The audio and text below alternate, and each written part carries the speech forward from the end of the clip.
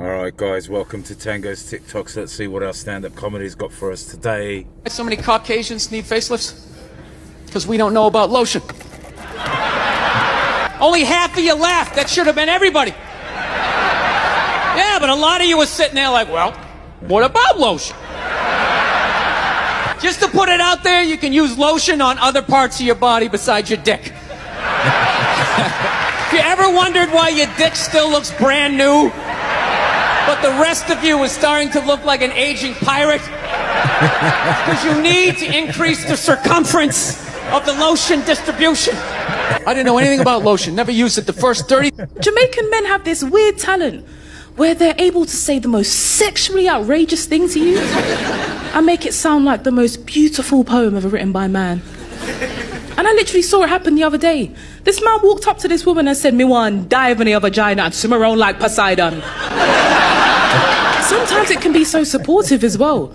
Jamaican men have their own way of supporting women. I used to be really insecure about my fupa. Everyone know what a fupa is? For those of you who don't know, it basically stands for like fat upper pussy area. It's here.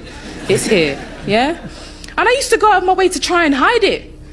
Winston turned to me and said, "Good pum pum deserves shelter." I said... Started walking into parties belly first like the Grinch. I said, yes, it's true. Jamaican men have... All this motherfucker's ideas sound like high people ideas. Like he doesn't think these things through before he tells us. He just tells us what he's thinking as soon as it occurs to him. This shit sounds nuts. I'm gonna go to China and I'm gonna get those jobs from China and bring them back here to America. For what, nigga? So iPhones can be $9,000? Leave that job in China where it belongs. None of us want to work that hard. I want to wear Nikes. I don't want to make them shits. What the fuck are you doing? I am going to bring back coal. Coal? I have never in my life even seen a fucking lump of coal. I honestly don't even know what coal is for. If you're gonna have motherfuckers digging around in the dirt looking for shit, find me some truffles, nigga. That's what I'm about. And these truffle prices are getting out of control. If it gets any worse, I'm gonna be back down to regular butter like everybody else. This motherfucker hit North Korea with rap battle threats. Fire and fury, like, yo, what are you doing? It's fucking Korea, man. Kim Jong-un is a scary motherfucker. He might be as crazy as Trump. And if you one of them naive motherfuckers that thinks that a war with Korea is gonna be easy, then you don't play Call of Duty at 3 a.m. like I do. 'Cause that's when the Koreans play. Fucking 8-year-old Korean kid took out my whole goddamn platoon last night.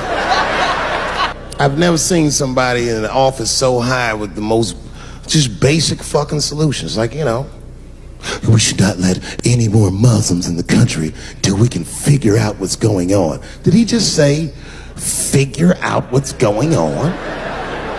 Who doesn't know how to do basic math? Let's count it out, okay? There's been 17 mass shootings in the United States. 4 of them were done by Muslims. None of those 4 Muslims were from any of the 7 countries in your stupid ass original band. The other 13 shootings were done by the Tiki Torch Whites. These are facts. And you don't see me trying to ban white people from the show to keep the rest of the audience safe. It's a fucking terrible idea because it's mean and it's racist, and most importantly, it would be catastrophic to my bottom line.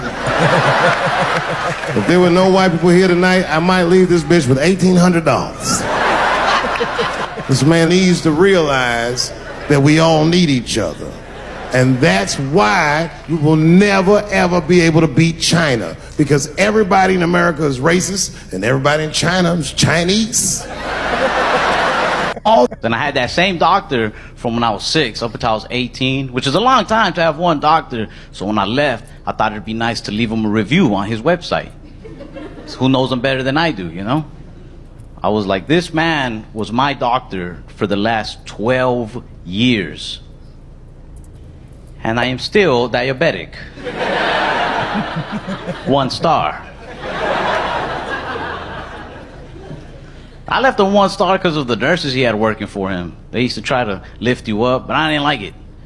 'Cause they'll say things like, you know, in time, you could actually find that diabetes could be somewhat of a blessing in disguise.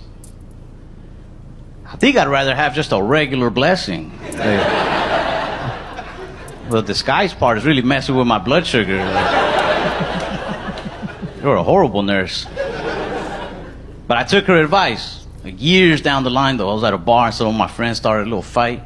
And this dude pushed me. So in my head, I was like, diabetes. I didn't want to fight him, so I said, hey, man, you don't want to do this. I'm diabetic. And this is one of those little things that sucks about living in America. He goes, me too, and then punched me in my face.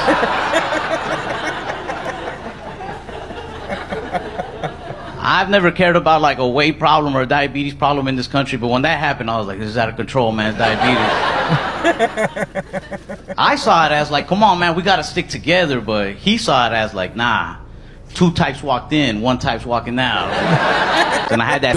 Another question I've been asked 1 million times in the last 20 years. Anthony, what's your favorite joke you've ever written? It's easy. The first one. 20 years ago when I started doing this, I started from nothing. I was nothing. I was just going around to open mics in Los Angeles, performing for bitter open mic comedians who never reacted to anything. I was just trying to find my voice. Could I be good at this? Could I make it a living? And it took a while.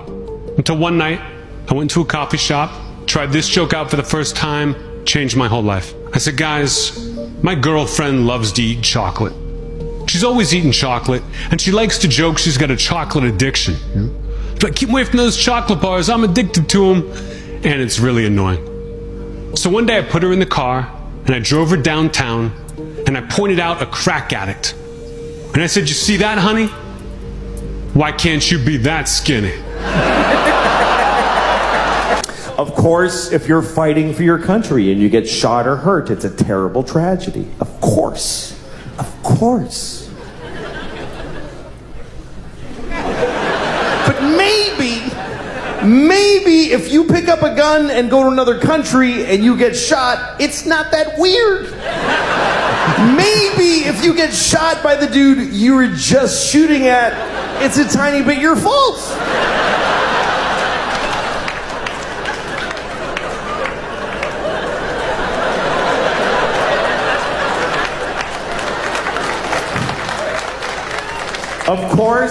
Of course, slavery is the worst thing that ever happened.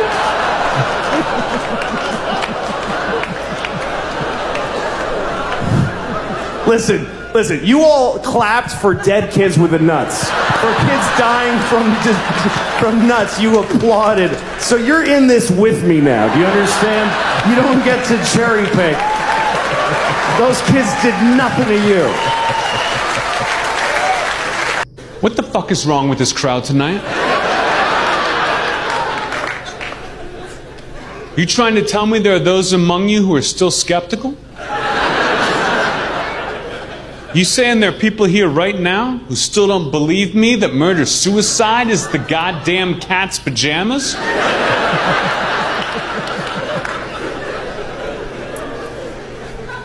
Okay. Then think about it like this.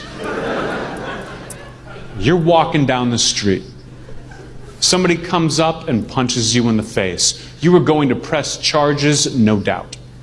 But if you're walking down the street, somebody comes up, punches you in the face, takes a step back, and then punches themselves in the face.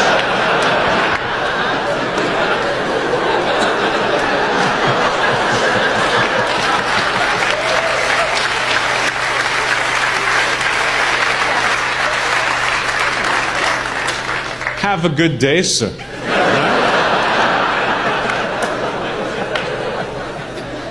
You wouldn't even tell your friends about that.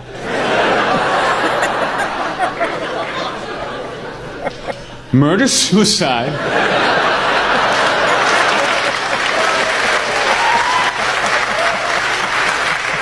Shut up. What the fuck is wrong with this crowd? guys. It's going to be a short one today, I think. But anyway, thank you for watching. I really enjoyed this episode. I hope you did too. Leave a comment down below, like and subscribe, share this video to as many people as you can. Like, ding that notification bell so you get more notifications when I upload more videos. And have an amazing day. Bye.